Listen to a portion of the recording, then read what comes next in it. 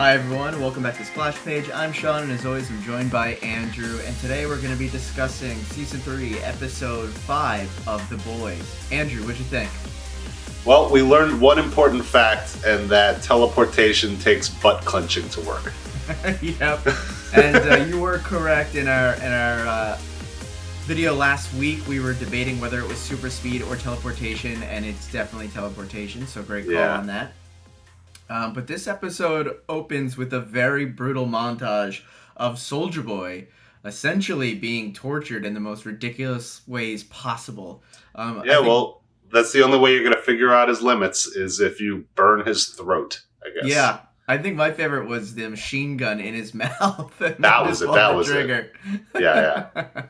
That was great. And then quickly from there, we get the inevitable fight between MM and Butcher about using V24. We saw this coming from a mile away. In whose camp are you?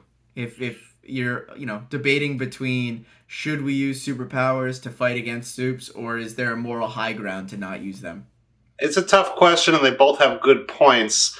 But if this was debate club, I've got to side with Mother's Milk because Butcher's argument is the opposite of his argument before he had access to V24.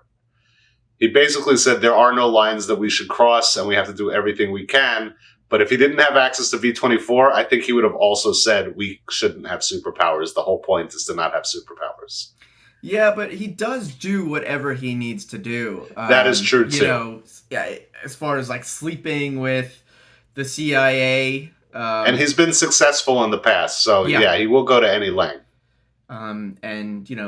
Cursing off his wife, and, he's done a lot of crazy things. I'm actually probably making it seem pretty tame by my examples. But, he's crazy. He slept with someone, and he cursed at someone. He's a nut job. He also ends up getting another batch of V24 from Maeve, and then they awkwardly sleep together, which, I thought was a little excessive and unnecessary. But it is important because now they do have additional V24, and we know it's going to be a continuation of kind of what we've seen in this earlier episode. Then Maeve gets found out by Homelander smelling Butcher on Maeve. Yeah. So now, you said, was I in Mother's Milk camp or Butcher's camp? I think I'd be more in Huey's camp of, we've got more V24. Hand it over. I always wanted to be a superhero. Why not? Sounds fun. But Maeve gets kidnapped or something. Yes. When she's talking to Homelander. Maeve got kidnapped by the creature from the Blue Lagoon, the Black Lagoon, whatever that. It felt very 1950s B movie, how they filmed that. I jumped. I'm not gonna lie. And I knew it was coming. You know what I mean? Yeah. Because Homelander did that kind of look off camera. But Black Noir is back in business, and he helps Homelander capture Maeve.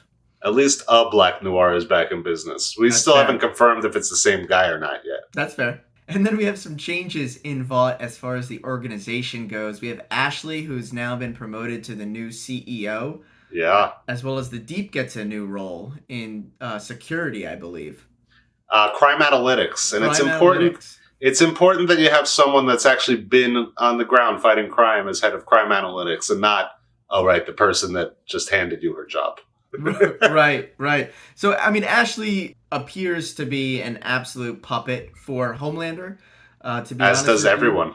That's fair, but I think some people are going to take a minute to get used to it, and I think we see that in the first board meeting, where someone asks what would be a very average question, and they are shut down. I know for a fact that I would very calmly walk out, hand in my resignation, never go back, because that scared the crap out of me. But what do you think? Then there's Ashley, who just pauses for a second and goes, "You're embarrassing yourself. Leave."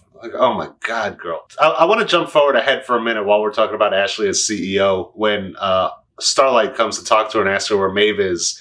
And she basically is about to crack and then stands up and says, "No, I'm the CEO. Next time, make an appointment." Thoughts? Do you think she cracked? She just doesn't want to say it in the office?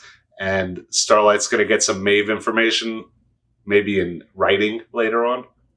Oh, I see what you're saying. Is she going to be the one that breaks where Maeve is to Starlight? I think she broke and then realized she didn't want to say it out loud, even in a whisper. Yeah, no, I agree. I mean, we know Homelander has unbelievable senses, and he could probably hear anything going on in that room if he was Well, yeah, within any level of earshot. an He heard. episode or two ago, he heard A Train mouth the words Yeah, "fuck you." Yeah, and we also know that Madeline Stillwell, when she was in there, Homelander would stand outside and kind of listen and even be able to yeah, watch through the walls. So, totally understand why Ashley would not want to say anything. But, someone has to tell Starlight where Maeve is. There's no way Maeve's just going to be let free unless it's like some kind of weird brainwashing situation, which I don't foresee happening. So yeah. I would say there's a pretty safe guess, and either Ashley gives it up or some other Vought employee does. And then we go to, arguably our main couple here. We have Huey and Annie. When Huey gets back from Russia, they have a conversation that very much features White Claw and Almond Joys Heavy on the White Claw promotion. and Yeah, a few other things. And Huey tries to explain what happened, but not get yelled at by yeah, Annie, and he does a pretty crappy job of that. yeah. Well, he has his feelings, which I understand. Of my girlfriend's a superhero; she's always saving me, and I want to be able to save her once. And I understand her point of I don't need to be saved. Stop trying to save me. Just be here. So Yeah. And yeah, that'll get interesting.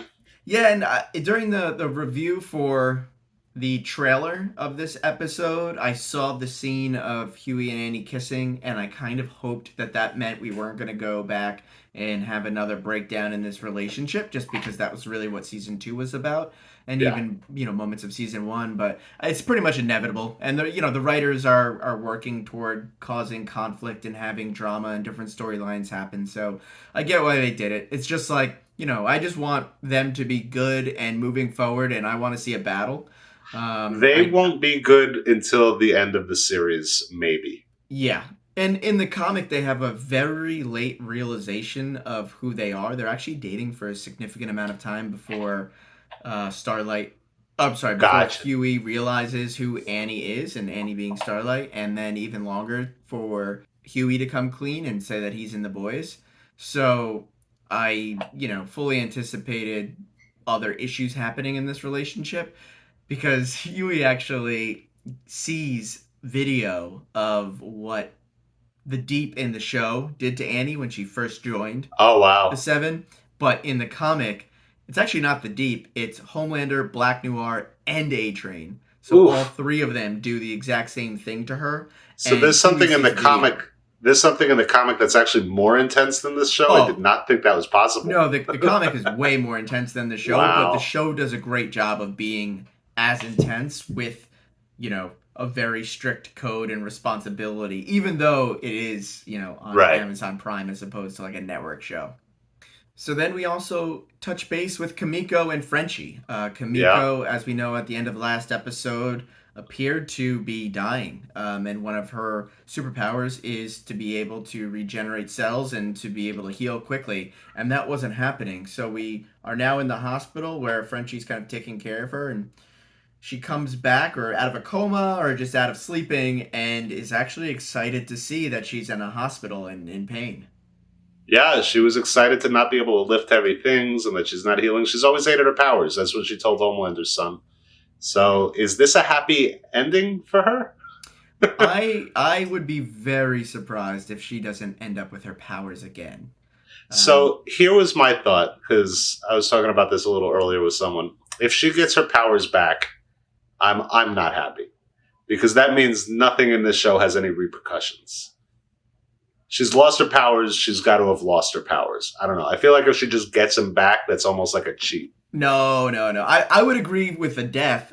I think death should be final. Right. And it has proven to be so far in this show.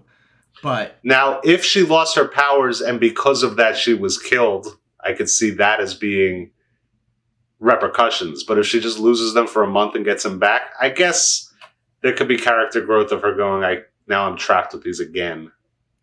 yeah, well, I mean, to be honest with you, her character is one that has grown so significant, probably the Oh, most out yeah. of anybody in the show. She started in a cage, And Yeah, now she she's like a started fully as a functioning human being. I mean, she still doesn't talk, but like I would say that her powers, whether she has them or not, are irrelevant to her character's growth. She did start as the most 2D character possible. So yeah, and she now has a relationship with Frenchie. She actually kisses him, and that's like the first time we see any physical attraction or real emotion.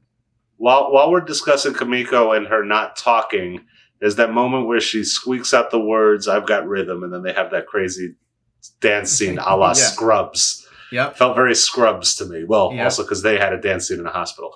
But then we realize none of it happened, obviously, and we're back to her. And then Frenchie just goes to get coffee. So she didn't even squeak out, "I've got rhythm," right? None of that happened. None of that happened, yeah. And that I was a little torn on it. I wasn't sure. Yep. Just imagination or something like that. But, the big crux of that is Frenchie is then essentially kidnapped at the coffee machine by little Nina, who is forcing him to pay the debt for what Butcher negotiated with her.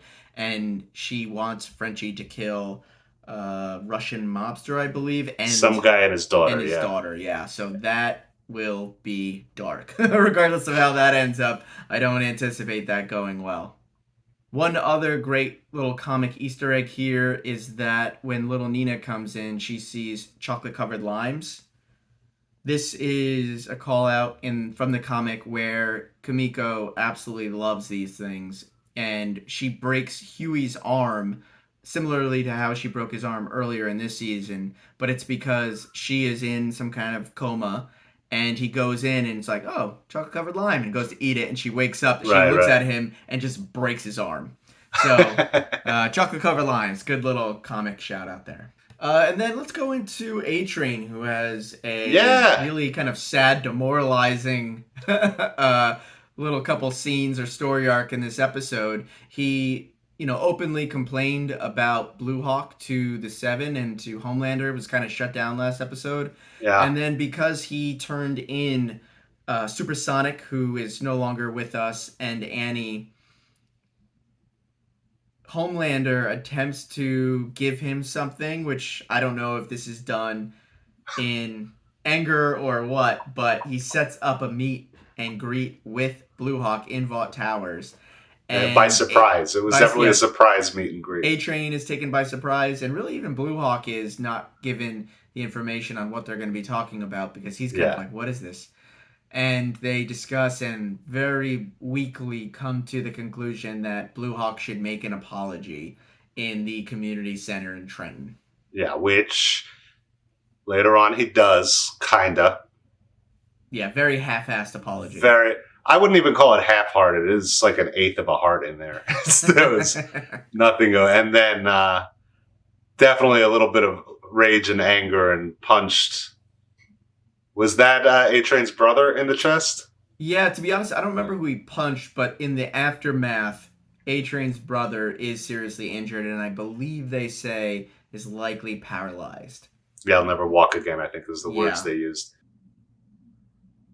So Homelander now basically runs Vought. He was able to put Ashley in that CEO position, but he's kind of struggling with the day-to-day that it takes to run a company and not just be a superhero.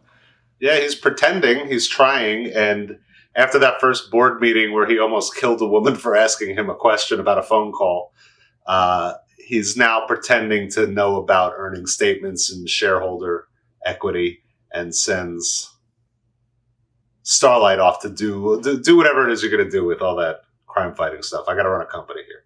The adults are working. Yeah, which I thought was very strange. An explosion on Lexington Avenue, avenue I used to live on. Yeah, and 59th Street, not too far from me. Yeah, I was on 85th Street. Yeah. And it's funny because he does nothing about it, and you think that would be the first thing he'd want to do after sitting in an office and being asked about earnings reports and stuff. Yeah. But he sits back and says, "Starlight, you handle it." Yeah, and he didn't even really want her to handle it. He was like, "Listen, I'm media guy now." Yeah. So it'll be interesting to see how that develops. I mean, Homelander is the big bad in this show. Yeah. So the fact that he's not willing to go and run around and do something is kind of strange. I wonder what's really happening behind the scenes here. Yeah. I suppose we'll But have to now, wait a week to find out. but now to the crux of the episode. Yes. Soulja Boy, no longer in Russia, manages to get to New York, and in a fit of hysteria and hearing music that triggers a reaction or triggers a memory, he blows up a building, which causes Huey, Butcher, and Mother's Milk all to kind of meet up and Yep. plan that we have to figure out how to stop Soulja Boy. And it leads them to another huge comic book character that I did not think we would get in the show, the Legend. Well, played by the one and only Paul Reiser, who's in everything now. He's got a big part in Stranger Things right now, too. That's right, yes. And was he playing the Legend or was he playing Robert Evans? Because that's who he was really playing.